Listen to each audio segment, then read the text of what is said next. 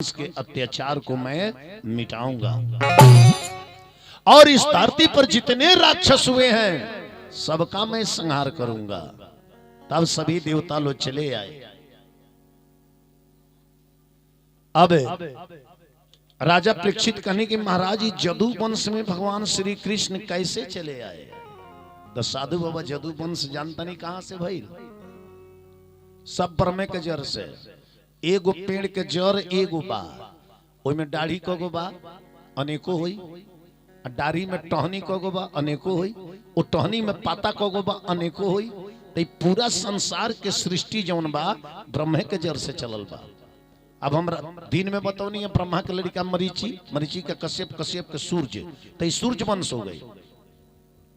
अब वही ब्रह्मा के लड़का भइले अत्रि, जो हम परसों कथा सुनवले रही, अत्रि ऋषि के औरत अनसुईया जी के। तो वही ब्रह्मा के लड़का भइले अत्रि ऋषि, अत्रि ऋषि के लड़का भइले चंद्रमा, आ चंद्रमा के लड़का भइले बुध, आ बुध के लड़का भइले पुरुरवा, पुरुरवा के लड़का भइले राजा आयु, राजा आयु के लड़का भइले राजा नुहूस, राजा नुहूस के लड़का भइले राजा जजाति, आ राजा जजाति के 5 गो लड़का भइले जदु, अनु, दुहु, तुर्वसु और पुरु। तो जदु से जादव खानदान चलली, अलग खानदान बनौले। अब पुरु से पौरव खानदान बनल। सुखदेव जी कनी कि हे राजा परीक्षित, यही पुरु खानदान में ही तहार जन्म है। पुरु के प्रवीण, प्रवीण के चारुपा, चारुपा के बहुगा, बहुगा के रन्याती, रन्याती के सन्याती, सन्याती के रितेऊ, रितेऊ के धर्म, धर्म के लड़का भइले दुष्यंत, दुष्यंत के लड़का भरत, भरत के लड़का बीतत, बीतत के लड़का हस्ती, हस्ती के लड़का अजमीर, अजमीर के लड़का भइले कुरु, जहां से कौरव वंश चलल। कुरु के लड़का भइले परवीर, परवीर के चारुपा, चारुपा के बहुगा, और उनकर लड़का भइले भीमसेन, आ भीमसेन के लड़का भइले राजा प्रतीप, आ राजा प्रतीप के 3 गो लड़का भइले देवापी, बलहीक आ राजा संतनु। तो ही राजा संतनु के विवाह गंगा जी से भइल, जेकर लड़का देवव्रत भीष्म पितामह रहे। विचार करी, गंगा जी छोड़ के संतनु के चल गई, तो संतनु एगो सतवती नाम के लड़की से बियाह के लिए, तो उनकरा 2 गो लड़का भइले। एगो लड़का के नाम पड़ल विचित्रवीर्य, एगो लड़का के नाम पड़ल चित्रांगद। तब भीष्म पितामह राजा काशी के लड़की 3 गो रहली, अंबिका, अंबालिका, अंबे, अंबिका, अंबालिका, ये तीनों का अपहरण करके लिए ले। तो 2 गो लड़की सन के बियाह अपना 2 गो भाई से करा दहले। तो चित्रांगदा के चित्रांगद नाम के गंधर्व मार दहलस। अब विचित्रवीर्य क्षय रोग से मर गईले। फिर ही खानदान डूबे लगल। तब ये सत्यवती वेद व्यास के याद कैले बड़ी, वेद व्यास आइल बड़े। तो वेद व्यास अइले तो जोग दृष्टि से जोग भोग कैले। तो अंबा जौन बाड़ी उस शर्म के मारे, अंबिका जौन बाड़ी शर्म के मारे दोनों आंख बंद कर लहली, दृष्टि भोग कैले, उनकर गर्भ रहल। लेकिन वेद व्यास कहले कि माई ए भौजाई के गर्भ से लड़का होई, लेकिन दोनों आंख के अंधा होई। काहे कि शर्म के मारे नेत्र बंद कर ले बड़ी, नंगे नंगे गुजरे करे आंखी के सामने से, दृष्टि भोग। ई लड़का अंधा होई। जौन अंबालिका रहली, शर्म के मारे अपना शरीर में पियरी माटी पोत रहली। वेद व्यास तकले तकले के माई इहो लड़का होई, लेकिन पांडवा रोग के ग्रसित होई। वो खानदान में एगो सुद्रा नाम के दासी रहे, उहे एकदम चंचलात सामने से गईल। वेद व्यास कहले जे एकरे लड़का सुटोबिल होई, भगवान के भक्त होई। तो वही सुद्रा नामक दासी के गर्भ से विदुर जी भइले। सुद्रा नामक दासी के गर्भ से विदुर जी के जन्म भइल, जे भगवान के भक्त रहे। अंबिका के गर्भ से धृष्टराज भइले, अंबालिका के गर्भ से पांडव भइले। तो धृष्टराज के विवाह गंधारी से भइल, जेकरा 100 गो पुत्र भइले, दुर्योधन, दुशासन, सल, सतवी, चित्रा, उपचित्रा, नंद, उपनंद, आ लास्ट में एगो लड़की भइल जौना के नाम दुहसला रहे, जौना के विवाह जयद्रथ के संगे भइल। पांडव के विवाह कुंती से भइल। पांडव के 2 गो औरत रहली, एगो कुंती, एगो माद्री।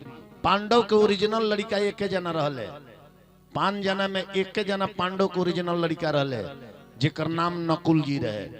बाकी सब लोग माला मंत्र से भई रहे।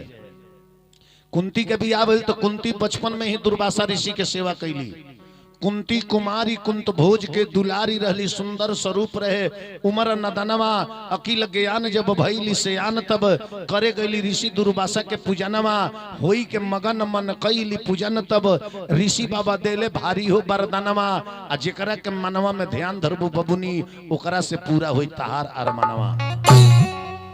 एगो माला दले के कि जवना देवता के ध्यान धरबू तारा मन के मनोकामना पूर्ण हुई। तो माला के चाचे खातिर कुंती कुंवारे में सूर्य भगवान के ध्यान धैली, सूर्य भगवान आके दृष्टि भोग कर दहले, कुंवारे में गर्भवती हो गईली, जवना गर्भ से करण के जन्म भइल। उ लड़का जब कान से जन्मल तो ओकरा के बक्सा में बन के गंगा में दहवा दहली, तो गांव जवार में हाला हो गई। ध्यान दो, अरे रह गई पेट में लाला नवा रनिया कुंती के, अरे रह गई पेट में लाला नवा रनिया कुंती के, अरे तो हंसे लगली गौआ के जननवा रनिया कुंती के। हेलो, अरे हंसे लगली गौआ के जननवा रनिया कुंती के। तो जानता नहीं बकसा में बन को के गंगा दहवली, ओही लड़िकावा के कान से जन्मवली। अरे तनिको न आइले असुआ नवा रनिया कुंती के, अरे तनिको न आइले असुआ नवा रनिया कुंती के, अरे तो दहत जाला गंगा में लाला नवा रनिया कुंती के। अरे दहत जाला गंगा में लाला नवा रनिया कुंती के। करण जो रहे वो कुंती के लइका रहे कुंवारे में के, लेकिन मलाह के घरे केंगा चल गई, गंगा में दहवा दहली। एगो मलाह मछली मारत रहे, बकसवा ओकरा मिल गई। अरे बकसा पर पड़ल, वो मलाह के नाम का रहे अधिरथ, ओकरा मेहरारू के नाम राधा रहे। अरे बकसा पर पड़ल अधिरथ के नजरिया, छान के ले गई ले मलाह अपना वटरिया। अरे जब खुलल बकसा रोवल बा लाला नवा रनिया कुंती के, अरे जब खुलल बकसा रोवल बा लाला नवा रनिया कुंती के, अरे तो दहल जाला गंगा में लाला नवा रनिया कुंती के। अरे दहल जाला गंगा में लाला नवा रनिया कुंती के। वही कुंती के बियाह पांडु से भइल। पांडु के लड़का 5 गो भइले, धर्मराज युधिष्ठिर अर्जुन भीम नकुल सहदेव। तो अर्जुन के लड़का भइले अभिमन्यु। हे राजा परीक्षित, वही अभिमन्यु के लड़का तू हुआ जो आज भगवान श्री कृष्ण के कथा श्रवण। वालों के विवरण बता देनी, हाँ अपना धर्म के बारे में परिपूर्ण जाने के चाहिए। हमने के तो रात दिन पढ़ी ले सर, हलचल बाबा किताब देख के कॉपी देख के कथा ना बोले ले, काहे बचपने से ट्रेनिंग पिताजी दिले बनी बचपने से। आई जो भागवत कथा हनु 85% खाली महाभारत है, 85% महाभारत। विचार करें। अब वही से जदू वंश के कथा बतावे लगल बनी सुखदेव जी महाराज। प्रेम से बोले वृंदावन बिहारी लाल की। कहनी कि यही खानदान के तू हुआ, पुरु खानदान के वही जैसे जो जदू अपन खानदान चलौले, जदू के कोष्टा कोष्टा कहीं नहीं के प्रयात प्रयात के बल बल के निशब। आ वो खानदान में एगो लड़का भइले जेकर नाम पड़ल अंधक, आ अंधक के लड़का एगो भइले जेकर नाम पड़ल आहुक, आ राजा आहुक के 2 गो लड़का भइले। एगो लड़का के नाम रहे देवक, एगो लड़का के नाम रहे उग्रसेन। तो उग्रसेन के मेहरारू के नाम पवन रेखा रहे, उनके लड़का कंस रहे। ध्यान दे, उग्रसेन के ही लड़का कंस रहे। आ जवन देवक रहले, वो देवक के 7 गो लड़की रहली, देवकी 7 बहिन। तो 6 बहिन के बियाह वासुदेव जी के संग भई रहे। वासुदेव जी के कर लड़का रहे, वासुदेव जी के बाबूजी के नाम रहे सुरसेन, आ माई के नाम रहे मारीसा। ध्यान दे। तो उग्रसेन के लड़का कंस बड़ी अत्याचार के लिए, कंस के जन्म केगा भइल, एक कथा से ज्ञान लेवे के चाहिए। उग्रसेन के औरत के नाम रहे पवन रेखा। एक दिन कहली अपना पति से कि स्वामीनाथ, ए स्वामीनाथ, तनी हमरा सखी लोग के संगे जंगल घूमे जाए के मन करता। का कहता नहीं, का विचार बा? ना कहे जाई घूमी आई ना।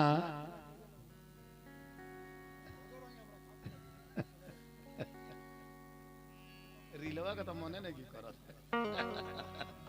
प्रेम से बोली वृंदावन बिहारी लाल की जय। उग्रसेन राजा कहले कि जा जा। तो देखी पति अगर संग में ना होखे नो तब विशेष रूप से श्रृंगार करके अपना घर के मेन चौकट से बाहर कहीं शहर में ना जाए के चाहिए, क्योंकि पति जो होता है पत्नी का अंगरक्षक होता है। पति होता है ना, अगर पत्नी यहां बैठी है प्यास लगा है तो देखिए घर पे पत्नी पति का सेवा करती है, पानी लाओ खाना लाओ। लेकिन जब पत्नी साथ में घर से बाहर पति के साथ जाती है तो पति स्वयं नहीं कहता है कि जाओ तुम खरीद कर लाओ खाओ, नहीं, कहीं सुरक्षित जगह बैठा देता है, अपने से खरीद कर लाता है, पानी लाता है, वहां पति लाकर अपने पत्नी को देता है। वो नहीं चाहता है कि मेरी पत्नी अकेले जाकर के खरीद कर लाए खाए, नहीं। तो पति भी एक मर्यादा है औरत की। अगर औरत के साथ में पति है तो किसी को उंगली उठाने से पहले 1000 बार सोचना पड़ेगा। और यदि वो अकेला है तो जिसको न मर्जी वही ताना मार देगा, वही कुछ कह देगा। बात है, इस बात को मान लीजिएगा। अब पत्नी भी पति की सुधारने वाली यंत्र है। पति कितना हो नासेबाज हो, कितना हो शराब पीता हो, लेकिन मोटरसाइकिल पर अगर पत्नी को बिठा कर लेकर बाहर निकल गया तो उसका कभी भी नाशा पर मन नहीं जाएगा। कब तक? जब तक औरत मोटरसाइकिल पर बैठी है। और जब घरे लिया का छोड़ दी, अब का जाने वो रेखा कहाँ खींच के ले जाई, लेकिन रास्ता भर ओकर मन ना विचलित हुई। अगर रुआ अकेले बानी, मर्द बानी, मोटरसाइकिल के तेल उड़ा के रुआ के केहू मदद ना दी, केहू पूछबो ना करी जे का भइल बा। अगर मेहरारू संगे भी यहाँ तरा और मर्यादा बढ़ गई, ना तेल हुई तो बड़ा मुसीबत में केहू न केहू अपना गाड़ी में से निकाल के दे दी, कही कि चल जाए कुछ दूर पर टंकी पे भरवा ले, मदद रुआ अवश्य मिल जाए। जैसे है बड़े ये मर्द मेहरारू गई रहे लो, इनकर मेहरारू बार बार कहस कि हमार कीमत बार और कीमतें नहीं है। ई कहे हाँ हमार कीमतें नहीं है।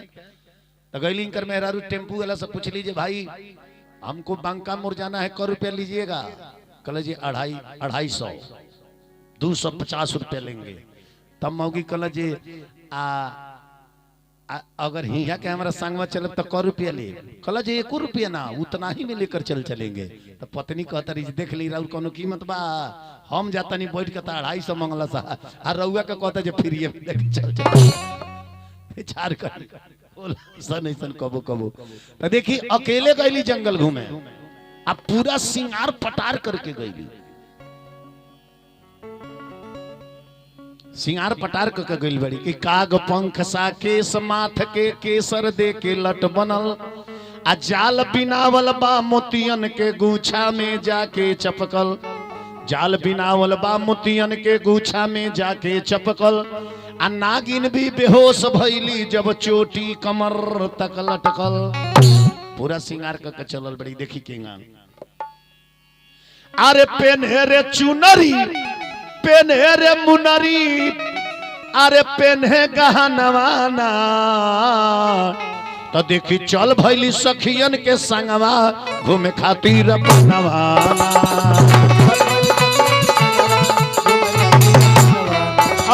देखी चल भइली सखियन के संगवा घूमे खातिर बनवाना।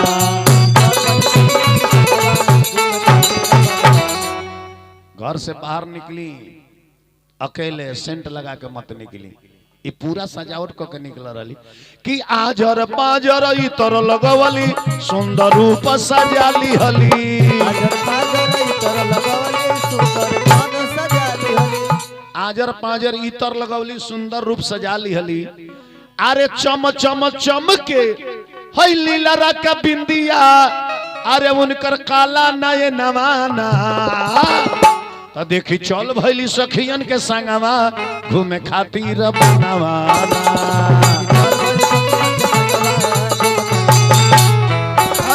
देखी चल भइली सखियन के संगवा घूमे खातिर बनवाना।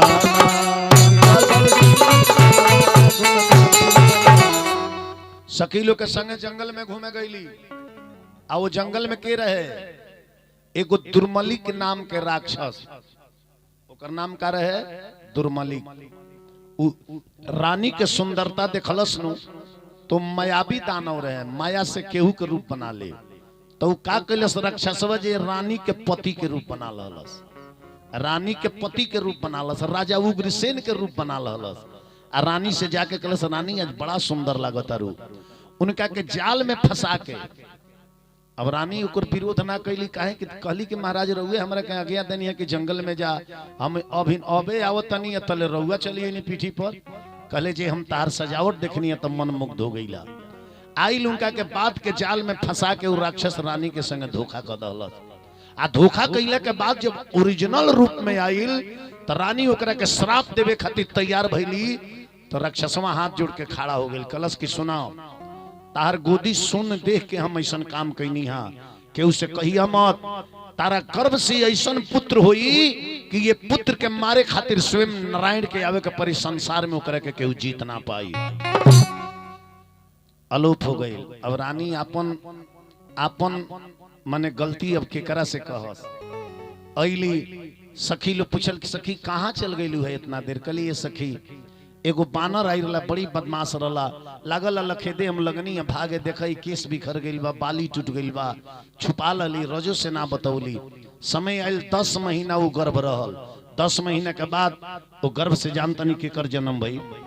आ जन्म होते अपशकुन होखे लागल।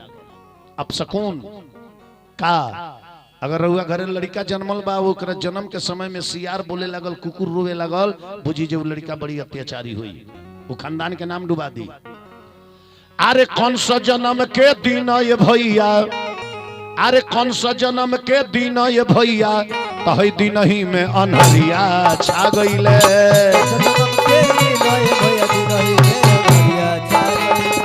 कौन सा जन्म के दिन ये भैया, दिन ही में अनहरिया छा गईले।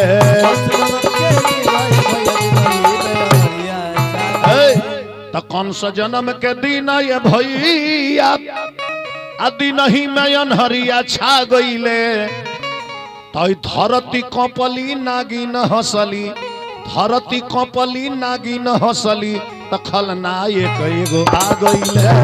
धरती कपली नागिन हंसली, खलनायक एगो आ गईले। अरे धरती कपली नागिन हंसली, खलनायक एगो आ गईले। धरती कपली नागिन हंसली, इतना अपशकुन भइल। गधा लगले जा बोले, सियार चिघरे लगले जा, कुत्ता बोले लगले जा। वो लड़का जब जन्मल कंस नो बचपने से बड़ी दुष्ट रहे। लड़का कितना होनहार हुई बचपने से ओकर लक्षण बता देला। गावे बजावे वाला लड़का हुई तब बचपने से ई गुण तनी से ओकरा में जरूर रही। हम अभी 6वां में पढ़त रहनी नु, तब से हमरा ई संगीत गावे के मने कला भगवान देले रहे। स्कूल में शनिवार जइया होखे नो तब मास्टर लोग सब लइकन के बैठा के हमरे से आधा घंटा 1 घंटा गीत गवावे लो शनिवार के दिन। तो धीरे धीरे धीरे धीरे लगत लागत गई। आई पिताजी के ही हमरा गुण रहे, तनी सा संगत मिलल, लाइन धरा गई। अब यहाँ लोग कितनों गावे के सिखाई ना, बजावल छोड़ के गावे के लुरिया यहाँ के गाई लेनु। आई हो दादा माने अगर 7 दिन के सुतल हो के यहाँ के आलाप लगा दी तो उनका बुझाई जब सपने देखत प्रेम से बोले। तो सबकर गुण कला अलग अलग बा। भगवान इतना सांचा रखले बड़े नो कि केहू के चेहरा केहू से ना मिलेला, केहू के गुण केहू से ना मिलेला। केहू के लगे बजावे के गुण बा तो केहू के लगे गावे के लूड़ बा, माने अलग अलग गुण बा।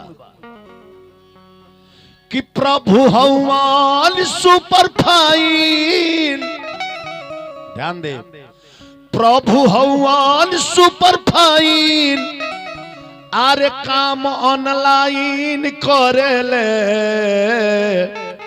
तो हई मेकअप चेकअप करके अरे गजबे डिजाइन करेले। मेकअप चेकअप करके गजबे डिजाइन करेले। मेकअप चेकअप करके गजबे डिजाइन करेले।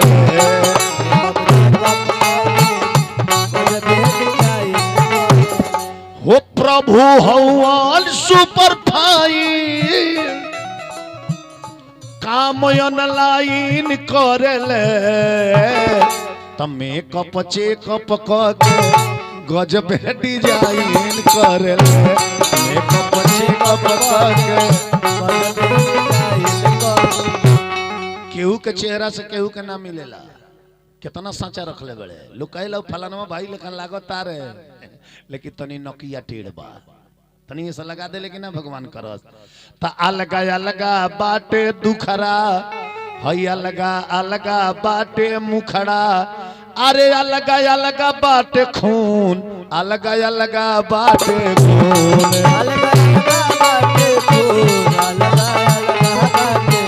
हो अलगा बाटे खून अलगा बाटे गुण हो अपन मोहर मार के जाए के अपन मोहर मार के जाए के उ साइन करे ले त मेकअप चेकअप क गजबे डिजाइन करे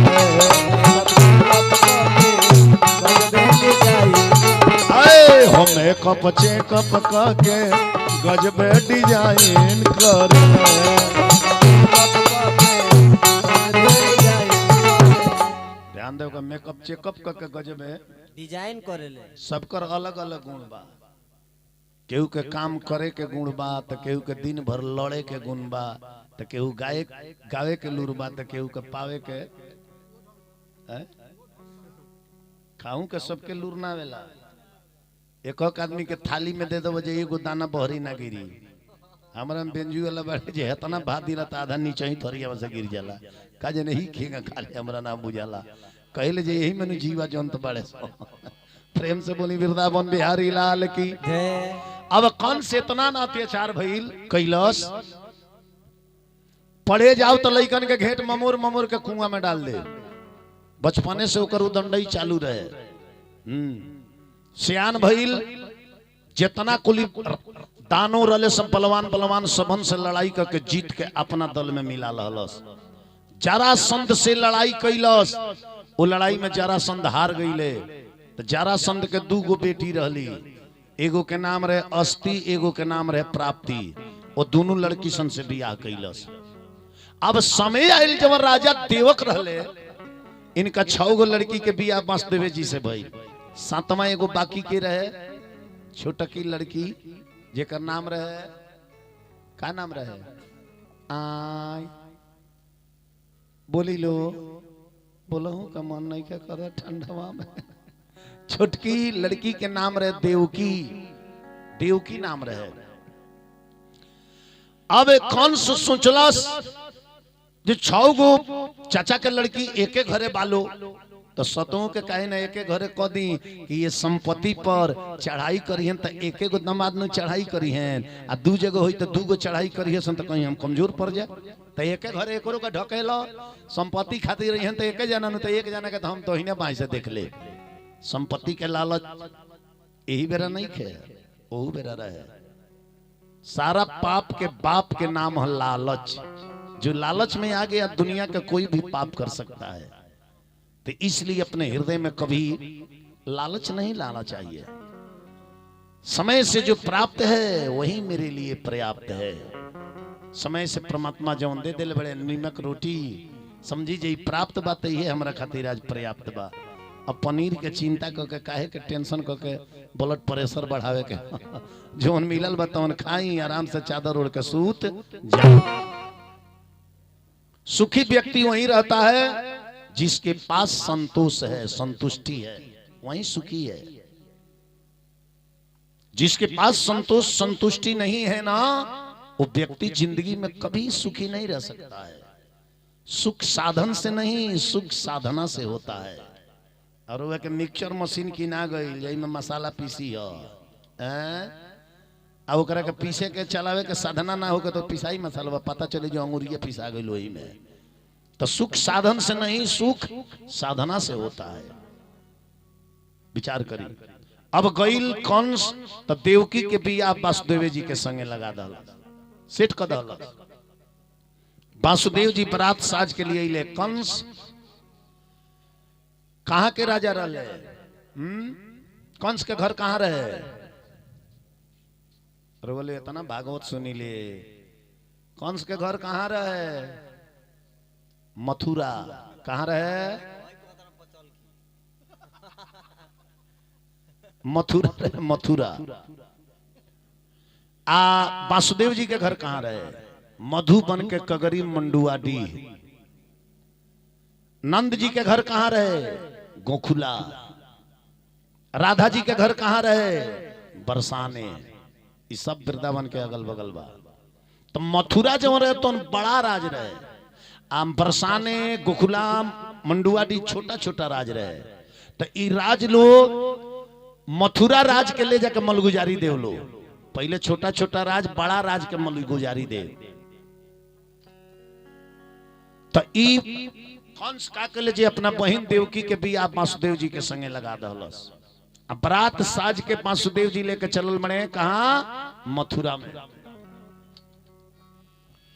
आरे साजी की बरतिया अरे करनवैले सदिया। अरे तो मथुरा में गीत गावे सखिया सोहावन लागे रतिया रे सखिया।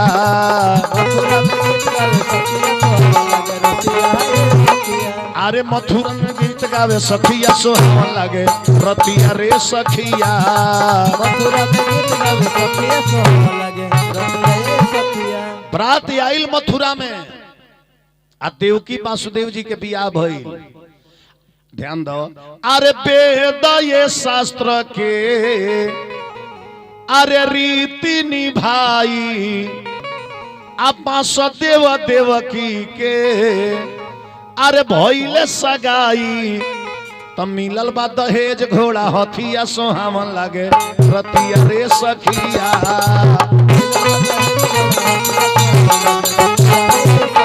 अरे मिलल बा दहेज घोड़ा हथिया सोहावन लागे रतिया रे सखिया।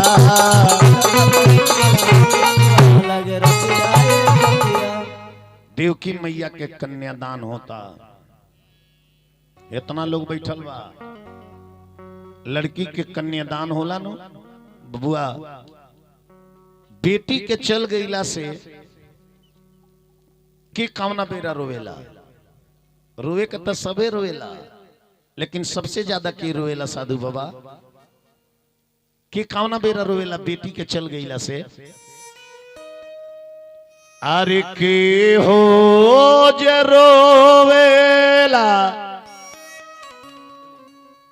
आधी आधी रतिया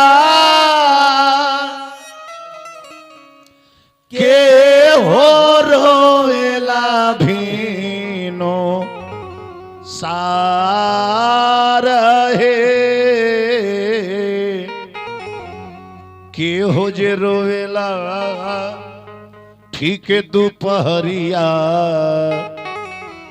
के हो हंसेला ठाठा मारी है। तब बेटी के वियोग में सबसे ज्यादा जानता नहीं के रोवेला। बेटी के वियोग में सबसे ज्यादा के रोवेला। अरे आमाज रोवेली आधी आधी रतिया अरे बाबा रोइले भीन सार है भैया जे रोवेले ठीक दोपहरिया भौजी हंसेली ठाठा मारी है। तब गावे लालू अरे के कराज रोवले गंगा बढ़ी अइली के कराज रोवले सेवा रहे कि कराज रोवले चरण धोती भींजला के कर हृदया कठोर है। बेटी के वियोग में सबसे ज्यादा की रोवेला। अरे आमा के रोवले हो गंगा बढ़ी अली बाबूजी के रोवाले सिवा रहे भैया के रोवले चरण धोती भेजेला भौजी के हृदय अरे कठोर हे बियाह भइल सबीर भइला विदाई होता इतना लोग बैठल बा लड़की के विदाई कब होला कब होला कब बिना देखले सूरजवा के लाली हो बेटी एक दिन अखिया में आंसू लेके जाली हो बेटी अपने मैके की सुबह का बेगर लालिमा देखे ही बेटी भोरे बिनसारे अपने पिता का घर छोड़कर अपने पति के घर चल देती है। लड़की की विदाई भोरे बिनसारे होला। तनिए गीतिया के ध्यान से सबे सुनी। रतिया अरे बीतल सदिया की अरे भीन सार आइल बा तो पियावा दुआरा लेके डोलिया कहाँ आइल बा पियावा दुआरा लेके डोलिया कहाँ आइल बा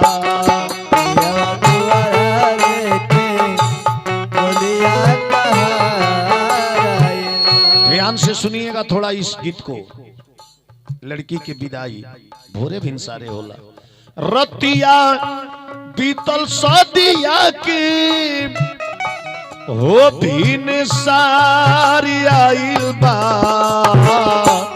पियावा दुआरा लेके डोलिया कहाँ आइल बा पियावा दुआरा लेके डोलिया पियावा दुआरा लेके डोलिया कहाँ आइल बा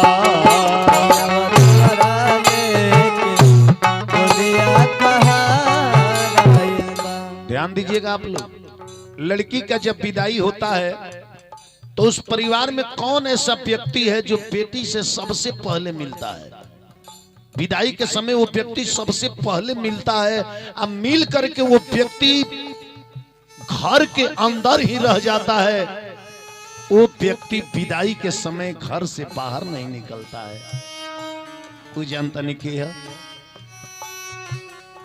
हो माई मिले बार बार छूटल नान्हे के दुलार सखिया रोवे जार जार जल हमनी के विसार सखिया रोवे जार जार जल हमनी के विसार ओ सखिया रोवे जारे जार जल हमनी के विसार हई पेन के चला चुनरिया ससुरा से तहार आइल बा पेन के चला चुनरिया ससुरा से तहार आइल बा पियावा दुआरा लेके डोलिया कहाँ आइल बा पियावा दुआरा हो लेके डोलिया कहाँ आइल बा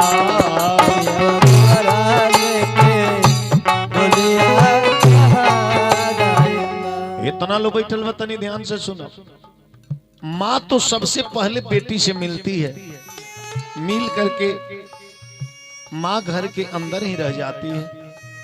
लेकिन उसी परिवार में वो कौन ऐसा व्यक्ति है, वो कौन ऐसा व्यक्ति कि हर समय घर के अंदर वो व्यक्ति रहता है, लेकिन विदाई विदाई विदाई का नाम सुनते वो व्यक्ति घर छोड़ करके घर से बाहर निकल जाता है। द्वार पर जाकर के एक अलग कोना बैठ करके वो व्यक्ति गमछा से मुंह ढांप करके पहले से पुका फाड़ के रोते रहता है। वो जानता नहीं क्या बाबूजी।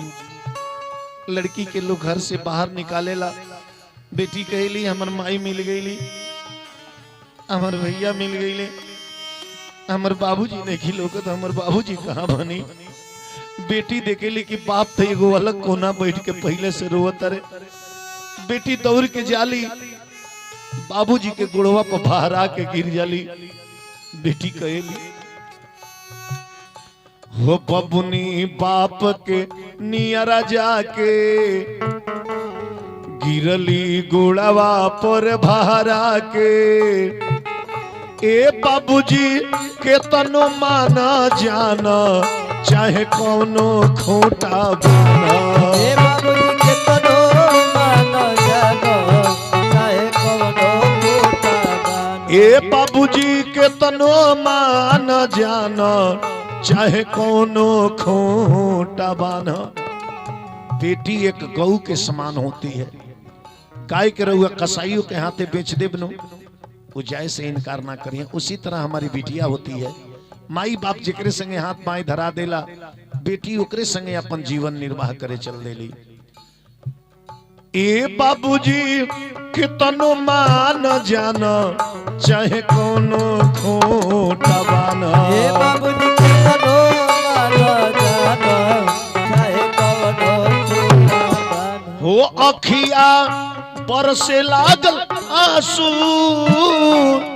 अखिया बरसे लागल आंसू बेसुमार आइल बा। पियावा दुआरा लेके डोलिया कहार आइल बा। पियावा दुआरा लेके डोलिया कहार आइल बा। पियावा दुआरा हो लेके डोलिया कहार आइल बा। पियावा दुआरा लेके डोलिया कहार आइल बा। बाबुल का घर छोड़ के बेटी पिया के घर चली। ये तो कैसी घड़ी आई है, मिलन है जो दाई है। ये तो कैसी घड़ी आई है,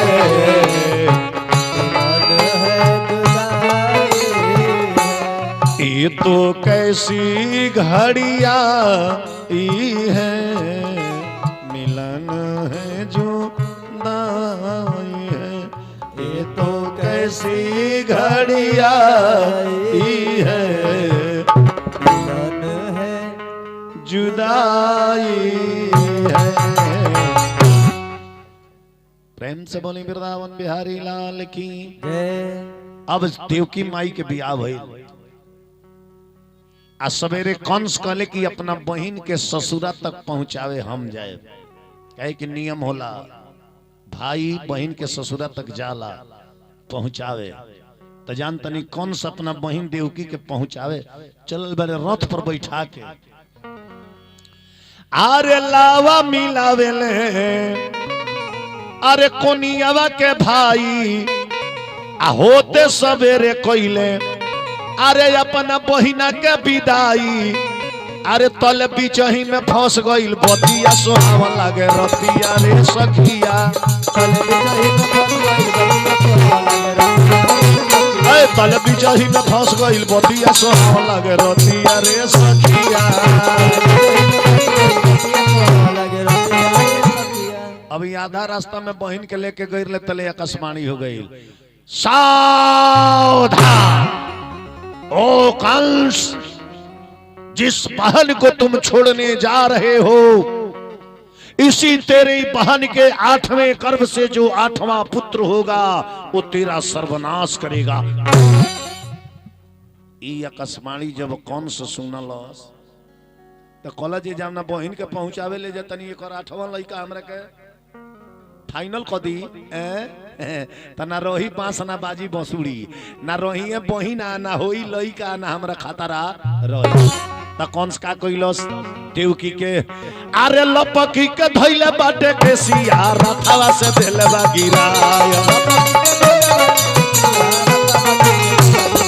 अरे लपकी के धइले बा के सिया रथवा से देले बा गिराय अरे अपना बहिनिया के गर्दनिया पर हीरोले बात तलवार अरे अपना बहिनिया के गर्दनिया पर हीरोले बात तलवार अरे रोवा तारी देवा की बहिनिया वसुआ गिरे जलधार अरे रोवा तारी देवा की बहिनिया वसुआ गिरे जलधार अरे कामना कराना मारे जानवा मारता हमारा अरे कामना कराना मारे जानवा मारता हमारा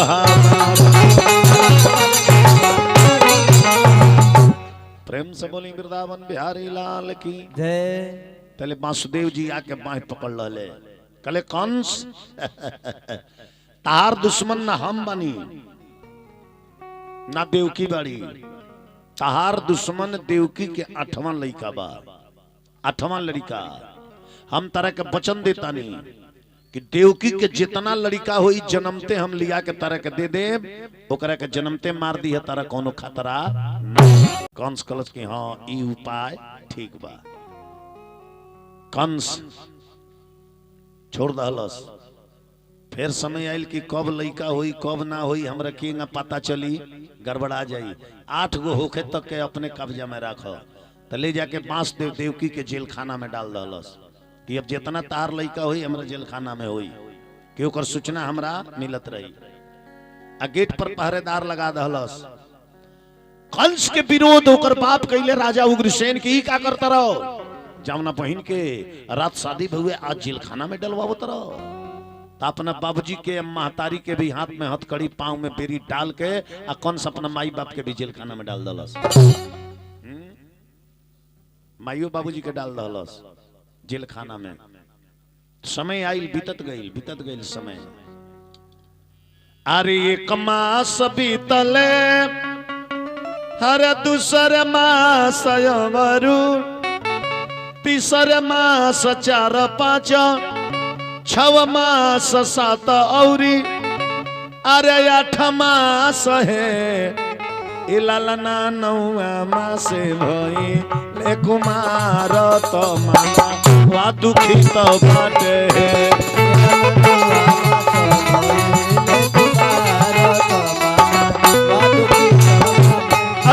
लालना 9 मास भई ले कुमार तो माना वा दुखी तो बाटे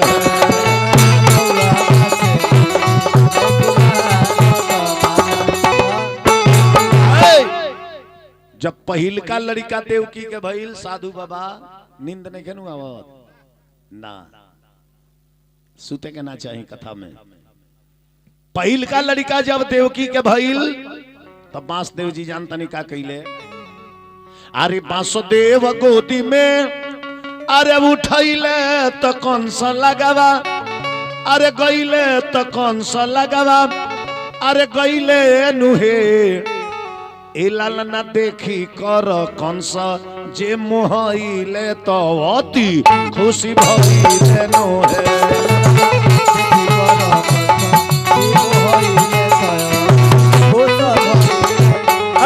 लालना देखी कर कंस जे मोहइले तो अति खुश भइले नो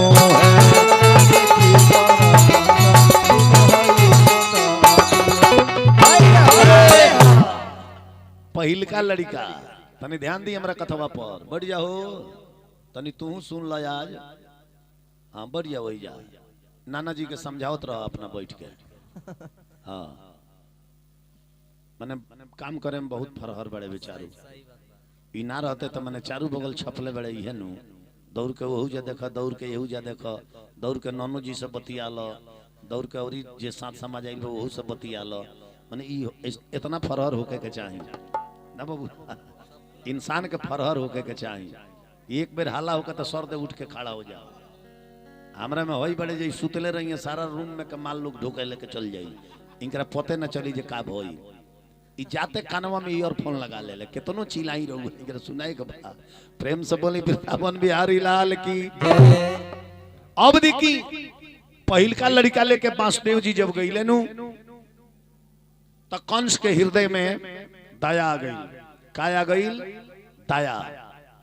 कंस के लेकी वासुदेव जी रुआ बड़ी सत्यवादी बानी, अपना वचन के अनुसार रुआ प्रथम लड़का भाई लेके चलिए लेके जाई, एकरा के लेके जाई। तो पहला लड़का नु हो।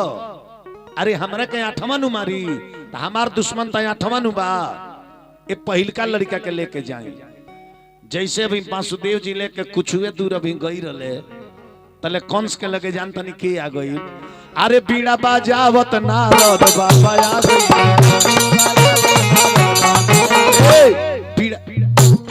बीड़ा बाजावत नारद बाबा आ गई। नारद बाबा आ गए। नहीं नारायण नारायण नारायण। कंस काहे वो पहिल का लड़का के छोड़ देला, काहे छोड़ला? कंस कले काहे न छोड़ दी? अरे हमार दुश्मन 8वां नु बा, ई पहिल का हो। अभी 8वां के आवे दी। नारद जी कहने के बुर्बक हुआ का जाने कहीं गिनती उल्टा शुरू भइल होक है। पहले 8वें जन्म गइल होक है, तब तक तार लाइफ टाइम खत्म हो जाई।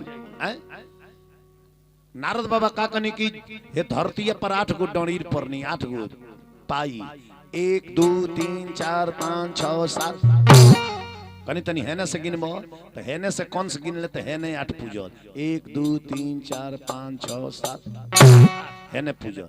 तब नारद जी कनी तनी अब हेने से गिनबो तो ओने से गिन तारे कौन 1 2 3 4 5 6 7 8 हेने पूजल। कनी नारद जी जे काजे ने कहीं गिनती उल्टा शुरू भइले पहले कहीं 8वें जन्म गइल होखे आ छोड़ देला। कंस के मोती फेर गई। कंस दौड़ के गई वासुदेव जी के हाथ में से छीन के वो लड़का के पत्थर पर पटक के मार दहलस। अपना बहिना के पहला लड़का मार दहलस। अब देवकी के धीरे धीरे 6 गो लड़का के कंस मार दहलस। क गो लड़का के मारलस? पहिला के मरल भैया, अरे दूसरा के मरल ये भैया बैरी भैला कि गोदिया हमार अरे कैल उजार ए भैया बैरी भैला।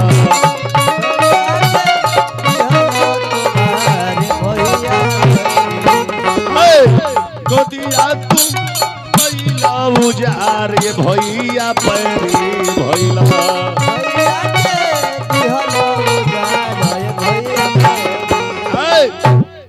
6 गो लड़का के कंस मार दले। अब 6 गो जब मरा गए 7वां के बेरा आइल तो कंस औरी पहरा टाइट कर दलस कि टाइट रख सब 7वां 8वां ये 2 गो के नंबर बा एकदम सिक्योरिटी गार्ड टाइट कर दलस। एगो गेट पर 10-10 गो पहरेदार। पहले एगो ताला मारा रब एगो गेटवा पर 10-10 गो ताला मारा गई कि कहीं सरके लो मत काहे कि गिनती पूरा होके वाला बा। 7वां गर्भ जब देवकी के रहल तब विष्णु भगवान के आंख से एक बूंद आंसू गिरल। ओइजा जोग माया का उत्पत्ति हो गई। जोग माया कली कि प्रभु का आदेश बा। का आदेश बा? भगवान कने कि सुना तू चल जा जेल खाना में आ देवकी के जवन 7वां गर्भ बा ओकरा के खींच के आ ले जाकर रोहिणी के गर्भ में डाल दो। तो रोहिणी के रहे रोहिणी भी वासुदेव जी के औरत रहली। राजा संतनु के भाई राजा बलहीक के लड़की रहली जेकर नाम रोहिणी रहे। वासुदेव जी के 14 गो औरत रहली। हरिवंश पुराण में लिखल बा। क गो औरत रहली? 14 गो। उनकरा से पूछबो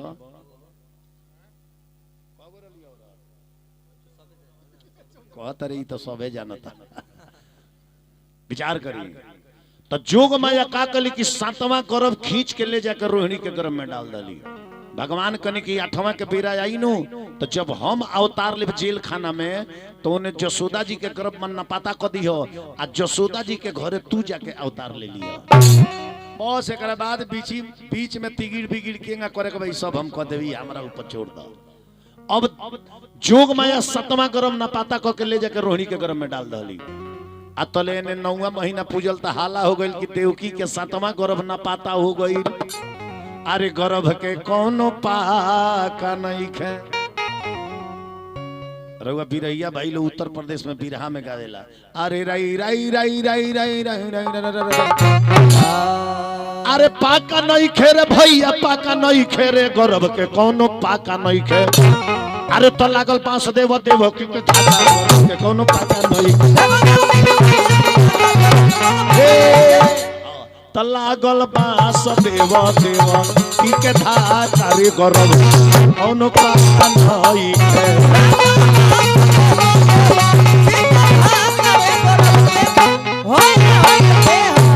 गर्भ के कोनो पाका नहीं खे तो सुन के कौन से यार भइले हा का पाका गर्भ के कोनो पाका नहीं खे। अरे तो लागल बांस देव देव की के धागा गर्भ के कोनो पाका नहीं खे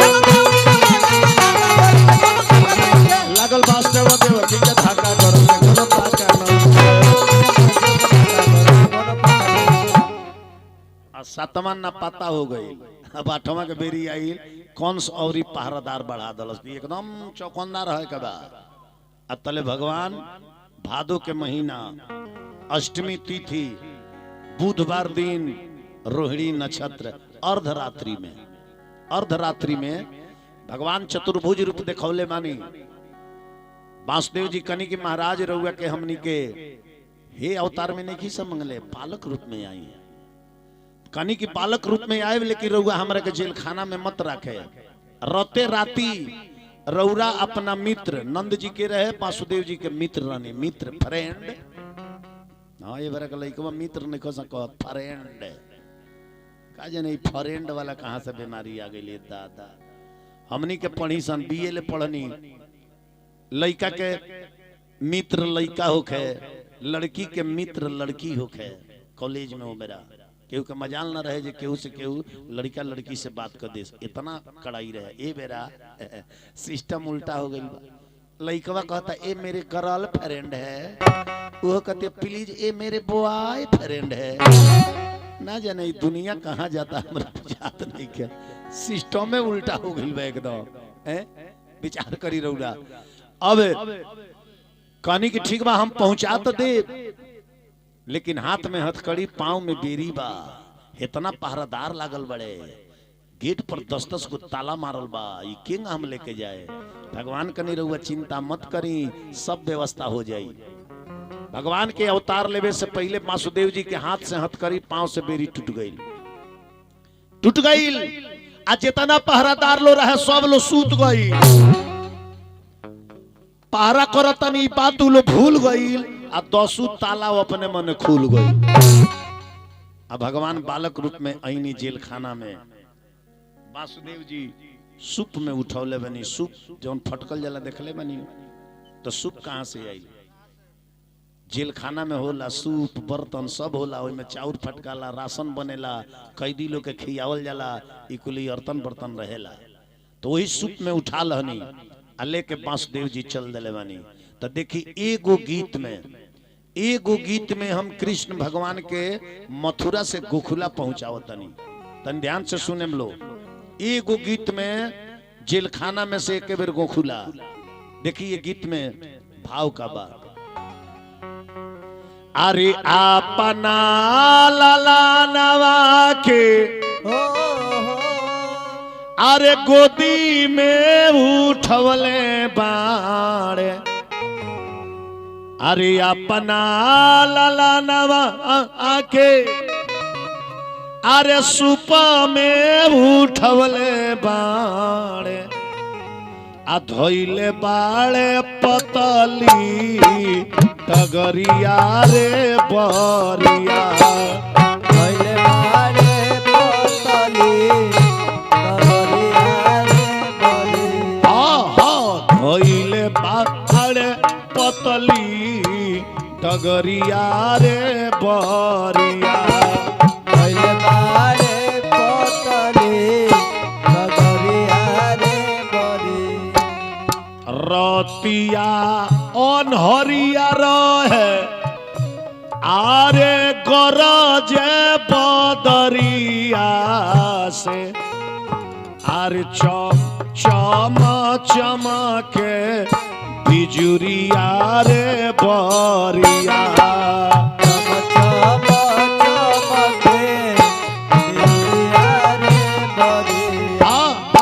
चम चमके बिजुरिया रे बरिया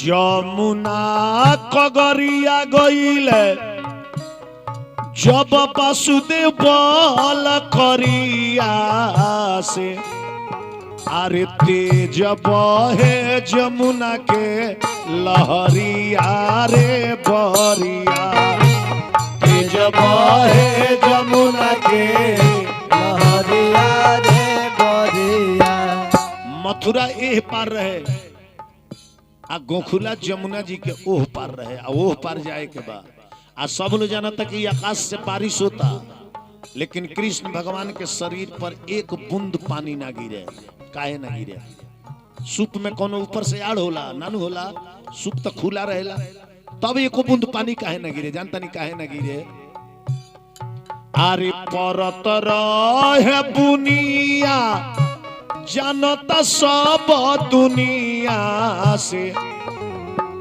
अरे शेष नाग मरल छतरिया रे बरिया शेष नाग मरले छतरिया रे बरिया शेष नाग मरल छतरिया रे बरिया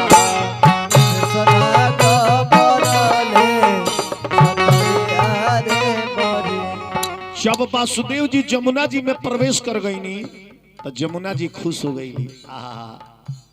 बड़ा भाग से आज दुनिया के मालिक तनी बोली हम बड़ा भाग से दुनिया के मालिक हमारा बीच धारा पड़े जाता रहे तो काहे न तनी कर चरनिया छू ली तो वासुदेव जी सूप में मुड़ी पर ले ले तो चरण छुए खातिर गंगा जी हे जा वही तब न चरण छुआई तो चरनिया छुए खातिर गंगा जी ऊपर पड़े बढ़े लगली जमुना जी ऊपर पड़े बढ़े लगली आरे जमुना जी बढ़े लगली जब ऊपर पर चढ़े लगली कन्हैया जी समझ गई नी हमार चरण छुए के चक्कर में हमारे बाबूजी के डुबा दी हैं।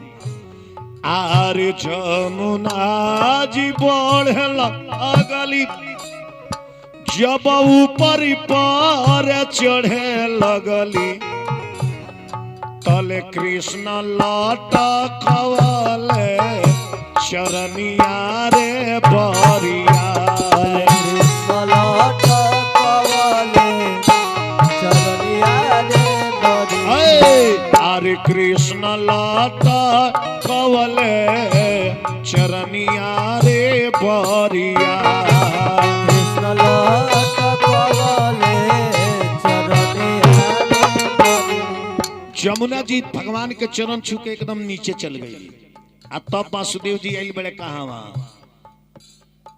आरे नंद के नगरिया वैले आरे जसोदा के दुआरिया से आरे खुलल रहे जसोदा के केवड़िया रे बरिया खुलल रहे जसोदा के केवड़िया रे बरिया अरे खोलल रहे जसोदा के केवड़िया रे बरिया खुलल रहे जसोदा के केवड़िया रे बरिया जब कृष्ण भगवान के लेके वासुदेव जी नंद जी के घरे गई नी तो जसोदा जी के केवाड़ी खुल रहे आ जोग माया लड़की के रूप में अवतार लेके सुता रहली। अब वासुदेव जी की थी जसोदा जी के कुछ मालूम नहीं है ओइजा कन्हैया जी के सुता दनी पिछवा मॉनिटरवा कटल बा सुता दनी और लड़की के वासुदेव जी उठा लनी आ लेके चलल बानी अरे लड़का सुताई दिहनी अरे लड़की उठायली हनी अरे झर झर बरसे नजरिया रे बरिया झर झर बरसे नजरिया रे बरिया। वासुदेव जी वो जोग माया के लेके जेल खाना में आईनी तो फिर हाथ में हथकड़ी पांव में बेरी लाग गई आ जितना पहरादार लो सुतर है सब लो जाग गई फिर दरवाजा पर ताला अपने मने लाग गई और लड़की जेल खाना में इतना न सजोर रोवली कि तीनों त्रिलोक में हलचल मच गई तीनों त्रिलोक में आ तले एगो दूत दौड़ल बा तले एगो दूत दौड़ल बा आ कंस के दरबार में जाके कहल महाराज गजब हो गया गजब हो गया गजब हो गया कंस कहले जे का हो गया वो दूतवा कलश की देवकी के 8वें गर्भ से लड़का नहीं लड़की का जन्म हो गया। अब लड़की के जन्म जब कौन सा सुनल का भाई अरे आइला समैया भैली जेलिया में लड़की ये भाई जी अरे आइला समैया भैली जेलिया में लड़की ये भाई जी तो सुन के कौन से गइल भड़की ये भाई कौन से गइल भड़की ये भाई कौन से पूरा पंडित जी लोग चंचनाता पंडित जी लोग के डिपार्ट बुला के कहले कि महाराज रहुआ लो तो भविष्यवाणी कलनी है जब लड़का होई ये लड़की काहे हो गई तो जानता नहीं का भइल अरे सुनी सुनी पंडित जी का धोती गइल खरकी ये भाई जी अरे सुनी सुनी पंडित जी का धोती गइल खरकी ये भाई जी तकेगा होरे गइली लड़की ये भाई जी होरे गइली लड़की ये भाई जी। अब तले वासुदेव जी वो लड़की के लेके पहुंच गईले कंस सोचले जे लड़की ही हमर का बिगाड़ी लेकिन फिर कंस सोचले कि ना गिनती गड़बड़ चलता का जे नहीं ये लड़की आगे चलकर लड़का हो जा तब तो हमारे का मुंह दी बस लड़किया का पैर पकड़ के आ जैसे पत्थर पर पटके के चहले तले वो लड़की हाथ में से छूट गईली आकाश में जाके 8 गो भुजा हो गई कहली कि ओ कंस तू मुझे क्या मारेगा अरे तुझको तो मारने वाला कहीं जन्म ले चुका है कंस कहला जे इतना सिक्योरिटी गार्ड लगावला के बाद हमरा के मारे वाला जन्म ले लल अब उहे माई बिंद पर्वत पर चल गईली जेकर नाम विंध्यवासिनी देवी पड़ल कि पहले लेखा नहीं बोला शुरू लेखा कि छन बाजे माई पाए पाए जनिया पाए पाए जनिया मैया पाए पाए जनिया पाए पाए जनिया मैया पाए पाए जनिया है दुनिया जे पूजेला चरनिया ए माई पाए पाए जनिया है छन बाजे हो माई पाए पाए जनिया ऐ केहू कहे काली केहू कहे शेरा वाली केहू कहे काली केहू कहे शेरा वाली दुर्गा जी कृष्ण जी के का लागेली तो कृष्ण जी के लागेली बहिनिया ए माई पाए पाए जनिया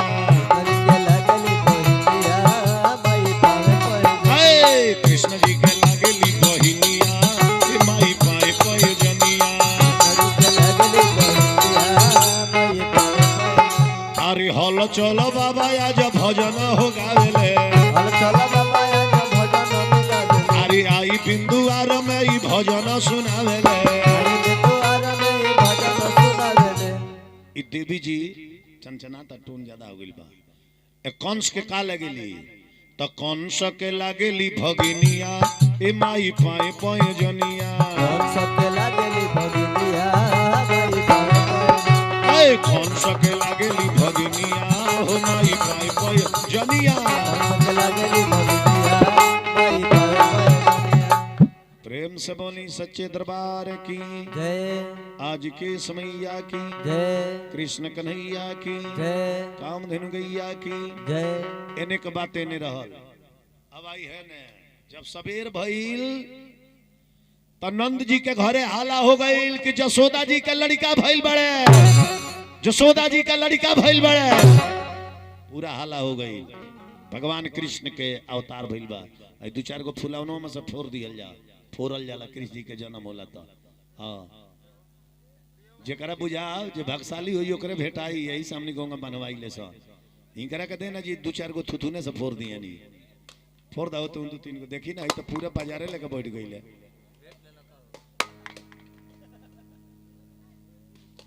प्रेम से बोली कृष्ण भगवान की।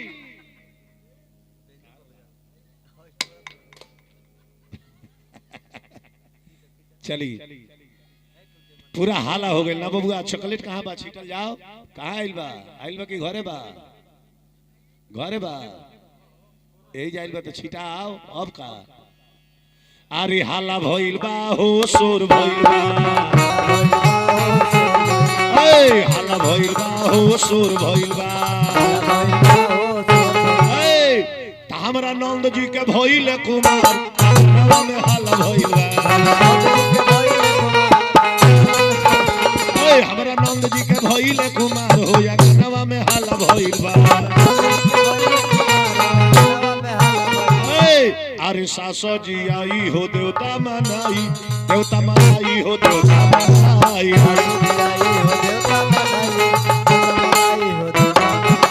सासो जी आई हो देवता मनाई, देवता मनाई हो देवता मनाई।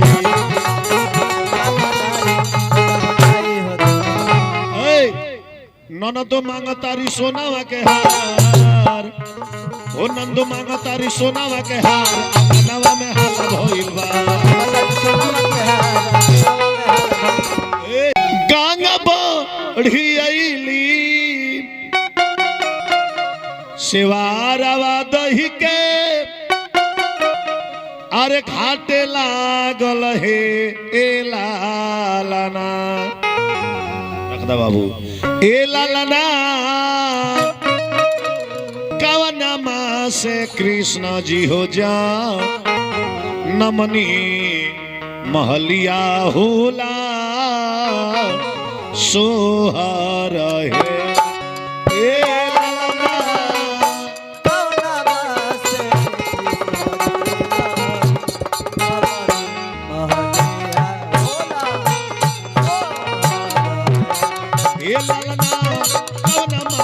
कृष्ण जी हो जा नमनी महलिया होला सोहर है।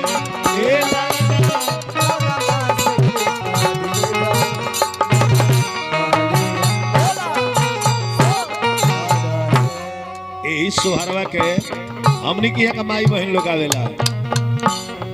कावना माँ से गाना बढ़ी आई ली सेवारवा दही के घाटे लागल, सेवारवा दही के घाटे लागल हे ललना।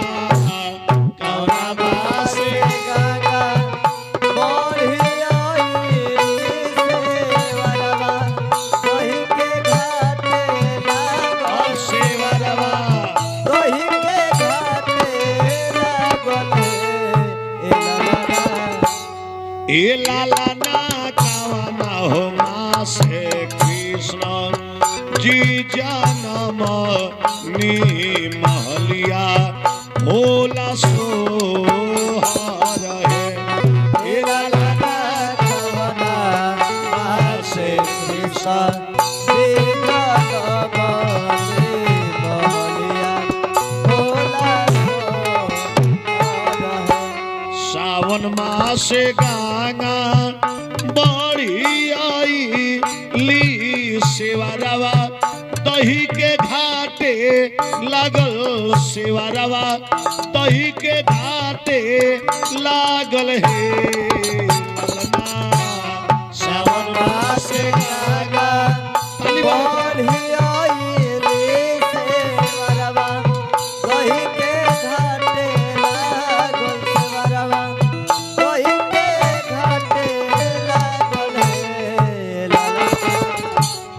ए लाला ना हो भादो मास कृष्ण जी जन्म नी महलिया होला सोहर है।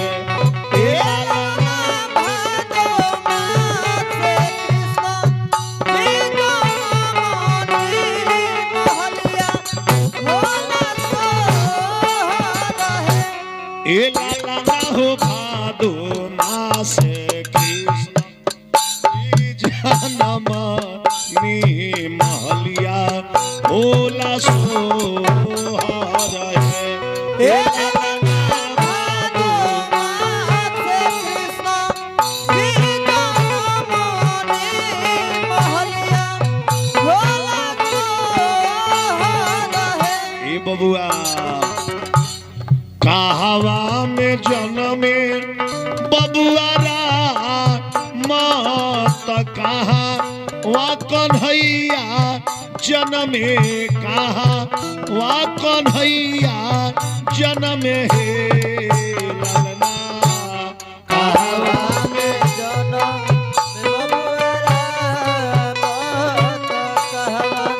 हे कन्हैया जन्मे कहा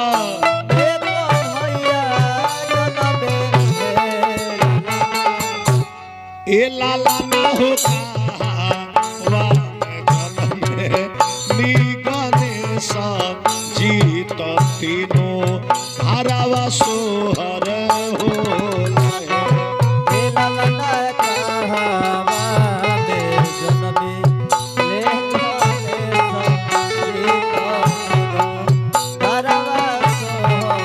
ए बबुआ अयोध्या में जन्मे बबुआरा मात जेलिया में कन्हैया जन्मे जेलिया में कन्हैया जन्मे ललना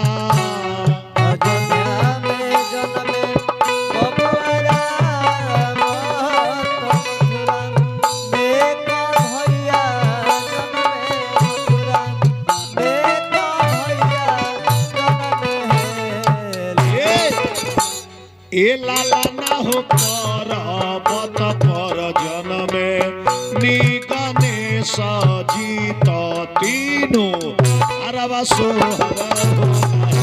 ए लाला ना पर्वत पर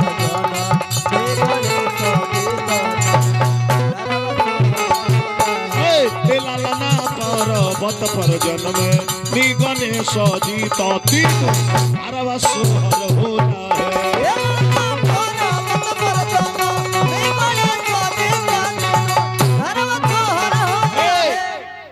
अनेक अनेक प्रकार के सोहर माता बहन लोग आवेला, ज्यादा टोन हो गइल बा। आजैया गल्लू बाबू के बाबू जन्मल हुई हैं ओम बाबू, ते बिंदुआर के सखी लोग का गावत हुई। सबसे पहले ओम बबुआ के माई ओम बाबू के पापा जी से कहत हो कब केगा ए रामा अरे ऐसना मनोहर मंगले अरे मूरता सुहावन लागे अरे सूरता सुहावन लागे अरे सूरता नुहे ए राजा जी एही के तरहल हाजरूरत महूरत खूब सूरत है ए राजा जी एही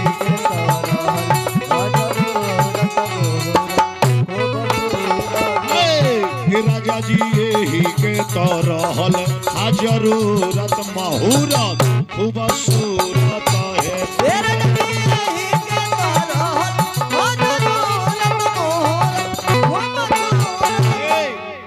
तो बबुआ के माई का आशीर्वाद दिले हुई है केगा अरे साधु बाबा लेखा बबुआ हमर ज्ञानी हुई है बापे खानी अरे तानी हुई है बापे खानी अरे तानी हुई है ए लालना अपन बाबा खानी पाका खानदानी हुई है कूला वाके पानी हुई है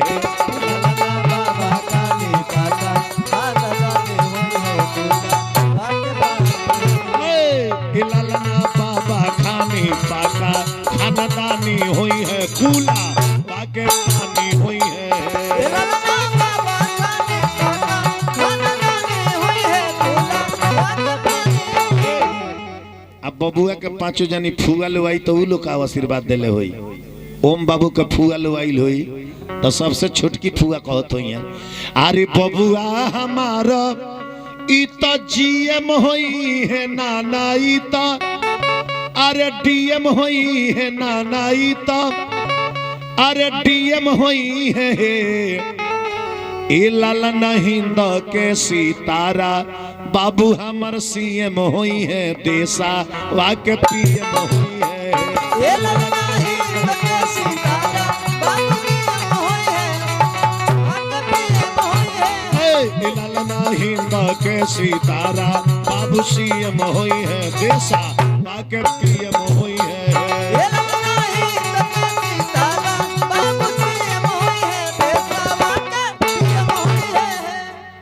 आ बबुआ का बड़की फुआ का कहले हुई है उ कह जे हट जालो ना सीएम हुई है ना डीएम हुई है ना पीएम हुई है हम बताओ तन जे हमर बाबू का हुई है तब बड़की फुआ कहले हुई है अरे होई है वाइन चांसलर यूनिवर्सिटी के तो लंदन अरे कमेटी के लंदन अरे कमेटी के हे लालना हो मसी करेटरी होई है गवर्नमेंटी के हीरा अपन मिट्टी के हे लालना हो मसी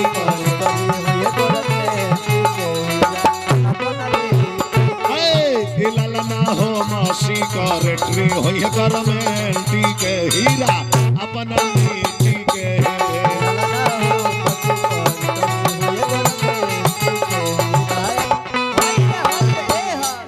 लेकिन हलचल बाबा का कहियन ओम बाबू खातिर कि बबुआ हमारा सब लायक होई हन मुखिया ना अरे विधायक होई है दुर्गा जी चाहती हैं तो बबुआ सुंदर गायक होई है देसा वाके नायक होई है